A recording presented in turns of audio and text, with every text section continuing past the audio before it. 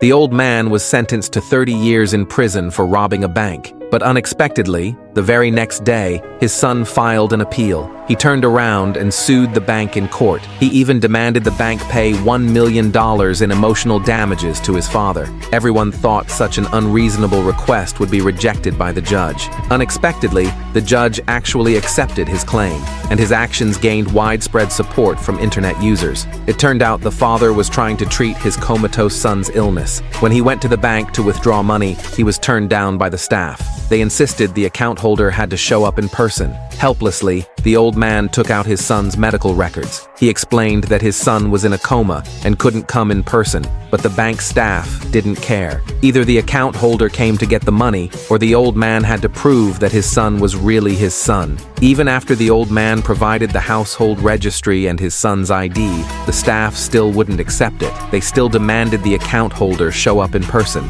Seeing the old man get emotional for not being able to withdraw the money, the staff mocked him on the spot. "This is a bank," they said. "Withdrawing money isn't easy.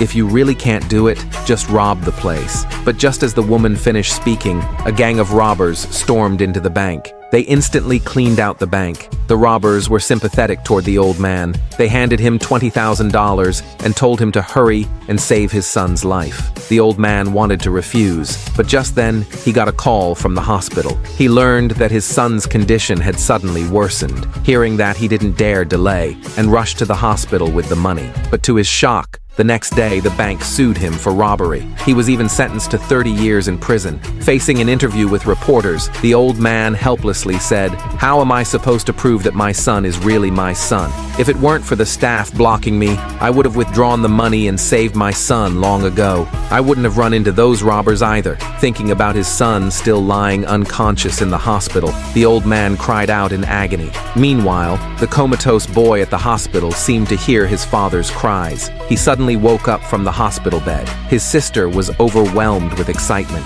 She told him what happened while he was unconscious, about everything their father had gone through. When he realized his father was falsely accused just to save him, the boy, a freshman majoring in law, decided to appeal the case for his father. So he began studying the law day and night. Even though the court had upheld the original ruling, and they had almost no chance of success, the boy refused to give up. Even his sister tried to persuade him to back off, saying their father was already in prison, and she feared he'd get into legal trouble too. But the boy didn't listen to her. After 3 days and nights of hard study, he finally mastered the legal knowledge, and he found the specific laws that could exonerate his father. With the final appeal deadline fast approaching, he and his sister gathered evidence of the bank's illegal practices and called the victims one by one to attend the final court session for their father's case. Once everything was ready, the siblings sued the bank in court. The bank president soon received a court summons. Furious, he rushed to the legal department and ordered the lawyer to handle it. Ironically, the lawyer turned out to be the boy's sister's husband.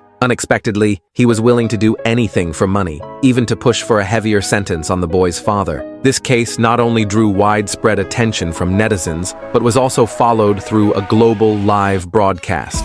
Soon, the day of the final trial arrived. As the boy arrived at the courthouse entrance, he was stopped by reporters for an interview. When they heard the boy was 100% confident in winning, everyone was stunned. But he was mocked by the opposing side. They bluntly said he was just a college student, with no practical experience and no formal training in legal systems. They claimed he was just trying to attract attention. Seeing that the opposition had money, power, and influence, the sister was afraid something bad might happen to the boy. She urged him to give up, but the boy didn't take her advice. Court was about to begin soon. The sister waited a long time, but the boy didn't show up. Unbeknownst to her, the boy had suffered a relapse of his illness and fainted in the restroom. With the judge's arrival, the trial officially began. But the boy, serving as the defense attorney, still hadn't arrived.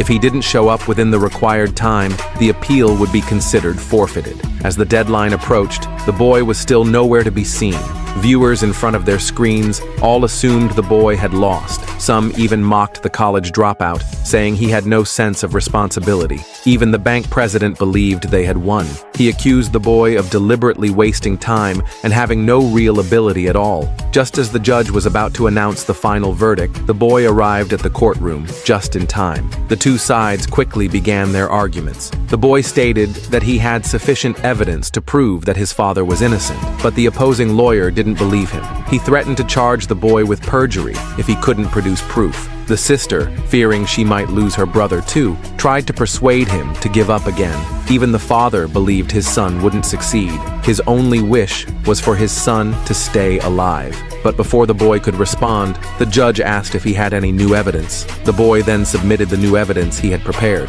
He boldly declared that his evidence could overturn the entire case. Unexpectedly, his words were once again met with ridicule from the opposing side, but the boy didn't care. He told the judge that the opposing side was sitting in the wrong seats. They should be the ones sitting at the defendant's table. Everyone present was stunned by what they heard. Even the bank president couldn't stay calm. He stood up and questioned the boy. On what grounds? Unexpectedly, the boy pulled out a court summons. He publicly announced that he was suing the bank. He also requested the judge to merge the two cases for a joint trial. Given the strong connection between the two cases, the judge agreed to his request. He ordered both parties to switch seats. After reopening the court session, the boy presented his new appeal to the judge. He asked the judge to overturn the previous verdict and to order the other party to compensate his father for emotional damages. But the other side refused. So the judge asked the boy if he had any corresponding evidence. To everyone's shock,